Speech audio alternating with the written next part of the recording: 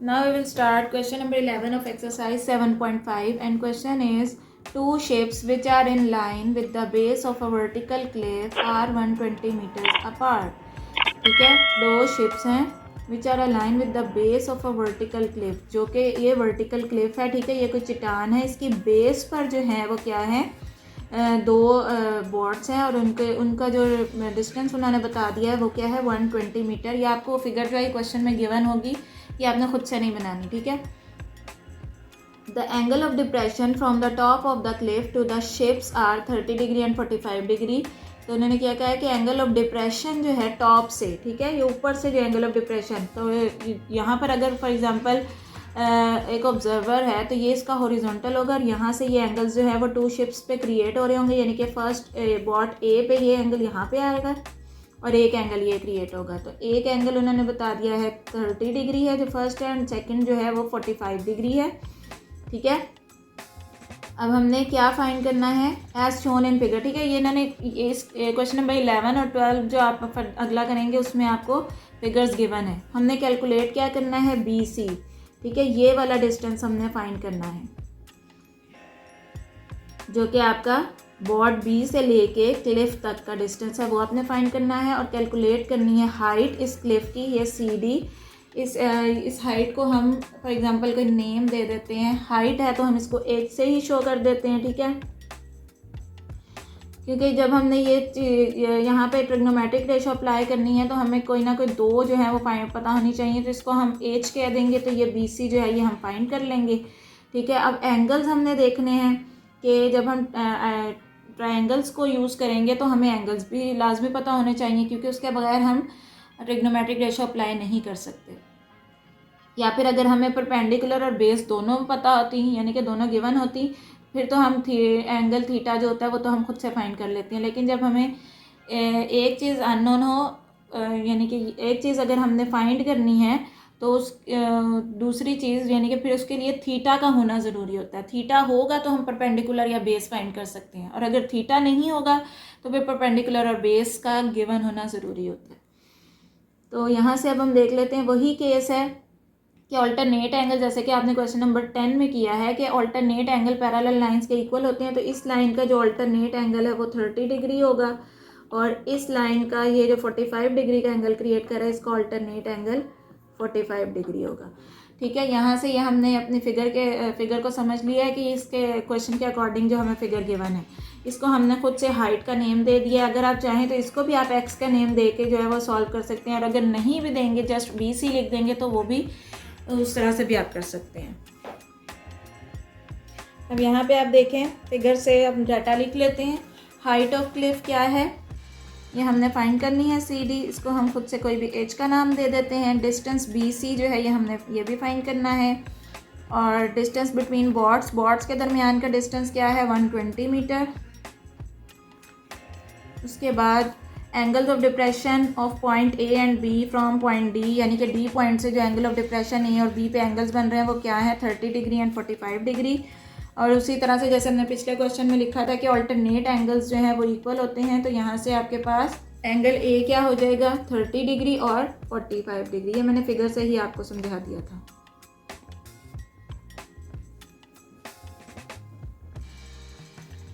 तो इसके बाद अब यहाँ पे हम देख लेते हैं, सबसे पहले हम कौन सी अपनी फिगर जो है वो यूज़ करेंगे, फिगर DBC, ठीक है। उसी तरह से पहले हम ये वाली फिगर यूज़ करके यहाँ से कोई ना कोई वैल्यूज़ फाइंड आउट कर लेंगे, एंड देन फिर हम ओवरऑल ट्रायंगल को यूज़ करके जो मेन चीज़ हमने फाइंड करनी है वो हम फाइंड कर लेंगे। तो सबसे पहले हम DBC यूज़ कर लेते हैं, फ्रॉम ट्रायंगल DBC। ये चीज़ हमने फाइंड करनी है, ये चीज़ को हमने हाइट कह दिया है, ठीक है। तो यहाँ पे हमारे पास थीटा भी गिवन है, तो यहाँ पे बेस और परपेंडिकुलर का यूज़ करते हुए टेंजेंट थीटा यूज़ होगा, इसके इक्वल होता है परपेंडिकुलर और बेस के। तो परपेंडिकुलर क्या है CD और बेस क्या है BC।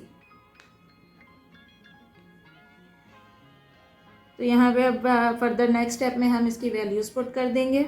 अब इस फिगर से आपका एंगल 45 डिग्री है, इट्स मीन हमने 45 डिग्री को यूज़ करते हुए पहले इसे सॉल्व करना है। तो यहाँ पे थीटा की जगह आ जाएगा 45 डिग्री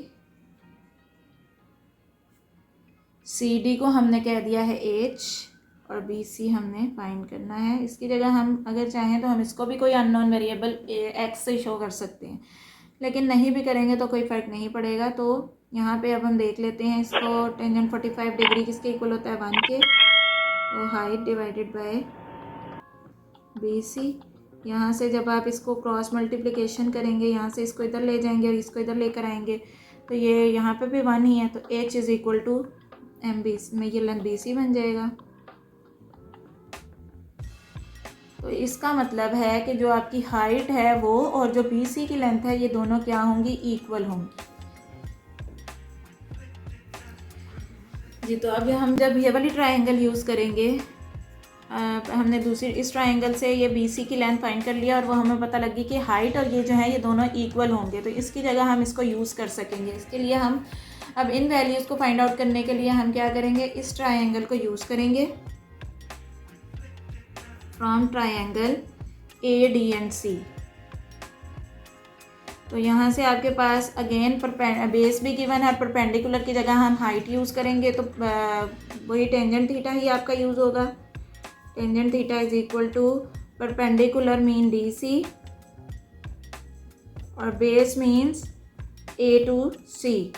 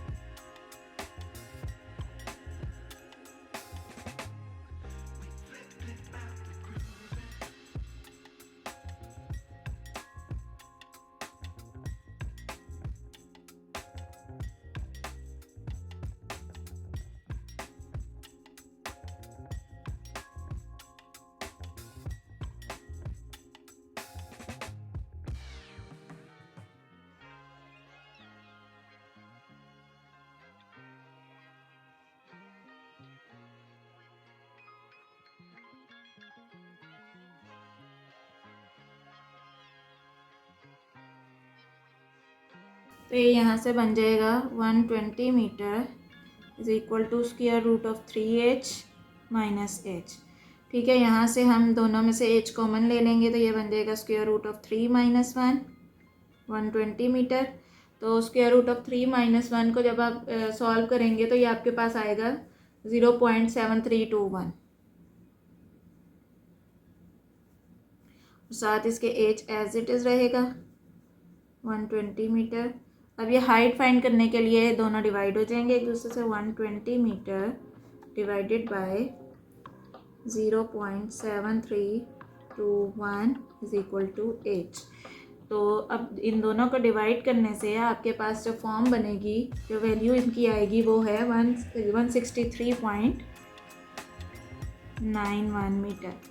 इट्स मीन कि जो हाइट है आपके पास क्लिफ की, जो आपने फाइंड करनी थी, क्या हाइट आपने फाइंड करनी थी, सी डी।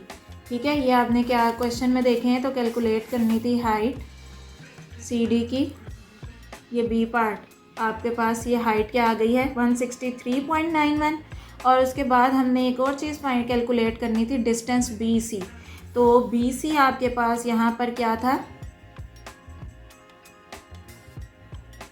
एच के इक्वल है, तो एच की वैल्यू हम फाइंड कर चुके हैं। तो यहाँ से हाइट क्या आ जाएगी आपके पास 163.91 मीटर। तो बी सी की भी लेंथ हमने फाइंड कर लिया और हाइट भी हमने फाइंड कर ली है।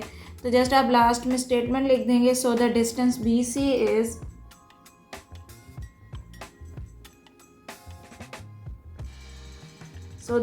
BC and height of cliff is, दोनों सेम है ना,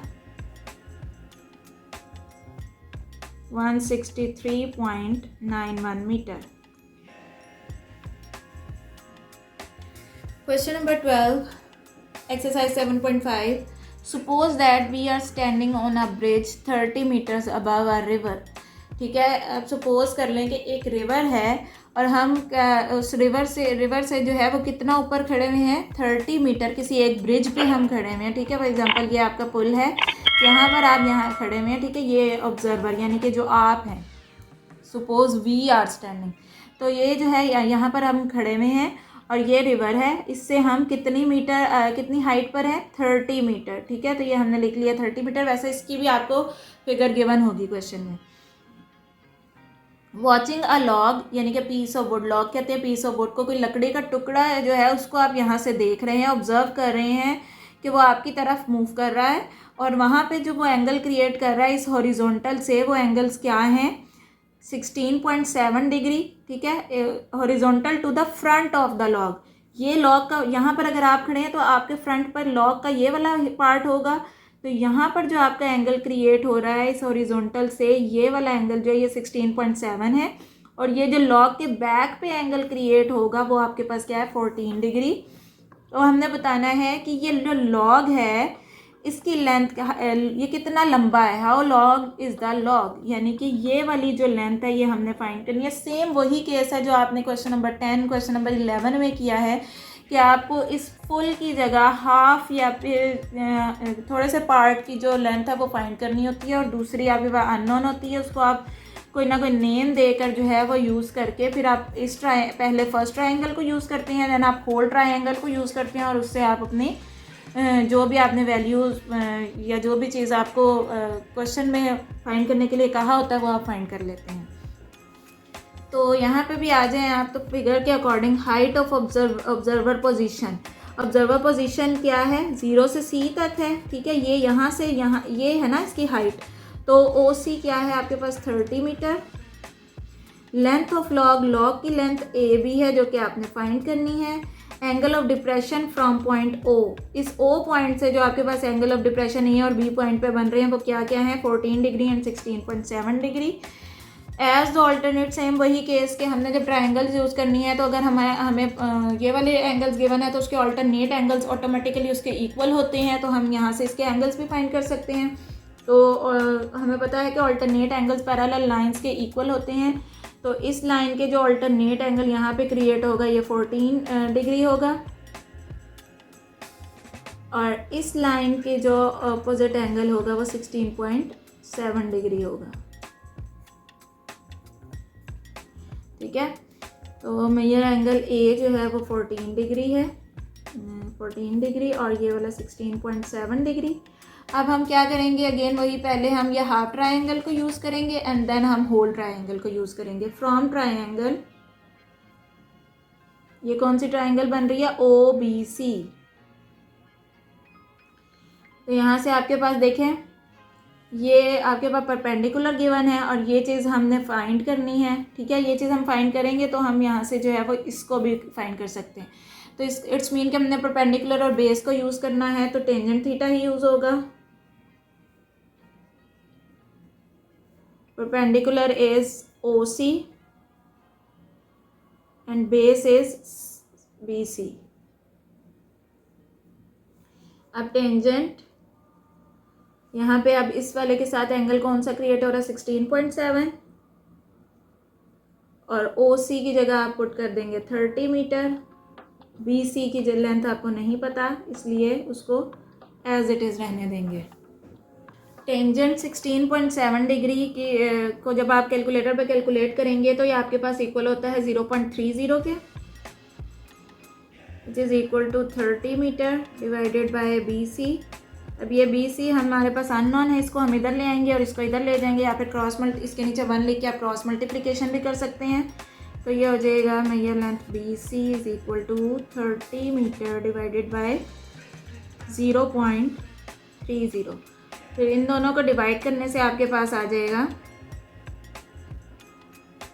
100 मीटर। इट्स मीन कि अब ये वाली जो BC की लेंथ थी हमारे पास, ये अननोन नहीं रही, ये आपके पास क्या आ गई है, 100 मीटर।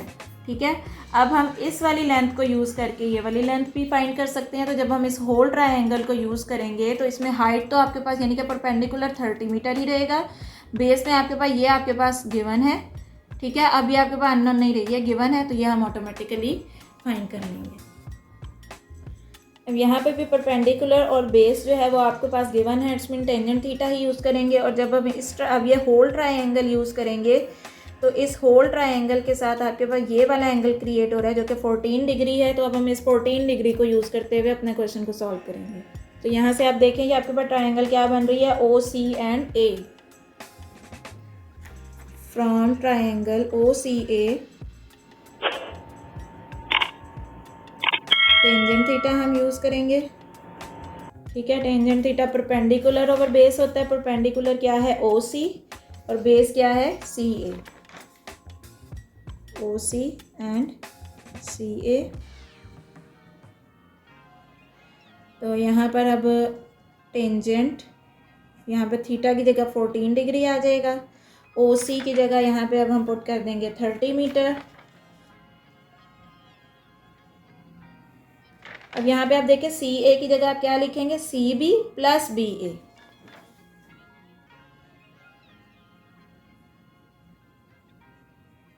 बी ए लिखें या फिर ए भी लिखें, एक ही बात है।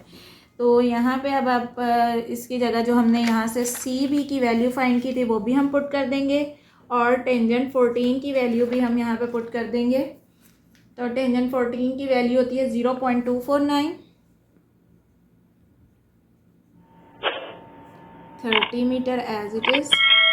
ये सी बी की लेंथ आपके पास आई थी 100 मीटर, और ये B A as it is रहेगा क्योंकि इसको हमने फाइंड करना है। ठीक है, ये सी बी की जगह हमने ये जो हमने बी सी फाइंड की थी, बी सी लिखे हैं, सी बी लिखे हैं 100 मीटर। तो यहाँ से अब क्रॉस मल्टीप्लिकेशन कर दें। ठीक है, इस वाली साइड को इधर ले आएँ और इसको इधर ले जाएं। तो ये आपके पास बन जाएगा 100 metre plus B A which is equal to 30 metre divided by 0.249। अब इसको डिवाइड कर लेंगे। इसको डिवाइड करने से आपके पास आ जाएगा 120.482,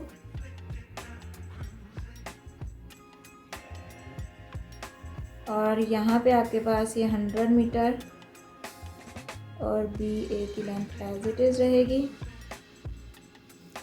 ठीक है, यहाँ से अब हमने बी ए की लेंथ फाइंड करनी है, तो ये यहीं पर ही रहेगा, ये 100 ऑपोजिट साइड पर चला जाएगा। So it will become 120.482 meter minus 100 metre. 120.482 metre में से जब आप 100 मीटर माइनस करेंगे तो ये आपके पास रह जाएगा 20.482 मीटर। ठीक है, अब यहाँ पर देखिए ये बी ए क्या थी, लेंथ ऑफ लॉग। ठीक है, यही आपने फाइंड करनी थी। तो आप यहाँ पर लिख देंगे, सो the length of log is 20.482 meter. Thank you.